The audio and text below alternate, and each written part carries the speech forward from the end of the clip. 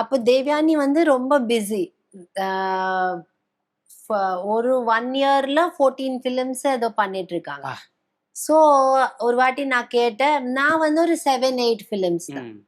ஏன்னா because mine is all glamour role, big budget movies. அப்படி அவங்க வந்து நான் சொன்னேன், எப்படி 14 மூவிஸ் பண்ணுவீங்கன்னு நான் கேட்டுட்டு இருப்பேன். தேவயானி சொல்லும், 20 daysல they had to finish my character. நானும் சொல்லுவேன் எங்க கிட்ட, நமக்கு அப்படியே கொடுப்போம்னு. எங்கம்மா உங்களுக்கு 4 பாட்டுக்கே 20 days ஆயிடும். உங்களுக்கு 4 songs இருக்கும், மினிமம் 4 songs எனக்கு. அதுக்கே ஈச் டே 4-5 days முடிஞ்சிடும். தேவயானி எங்க கிட்ட கேட்பாங்க, நீங்க அடுத்த ஷூட்டிங் எங்கன்னு கேட்பாங்க. நாங்க வந்து சுவிட்சர்லாந்து போறோம்னு. சரி, திருப்பி நினைத்துட்டு வந்ததுக்கப்புறம் அடுத்த ஷூட்டிங் எங்கன்னு கேட்பாங்க. நான் வந்து இப்போ ஜெர்மனி போறேன் சாங்க்கு. அப்போ தேவயானி சொல்லுவோம், அது என்ன உனக்கு மட்டுக்கு ஜெர்மனி சுவிட்சர்லாந்து இப்படி இப்படி எடுக்கிறாங்க, எனக்கு மட்டுக்கு பொள்ளாச்சி கோபிச்செட்டிப்பாளையம் எடுப்பாங்க.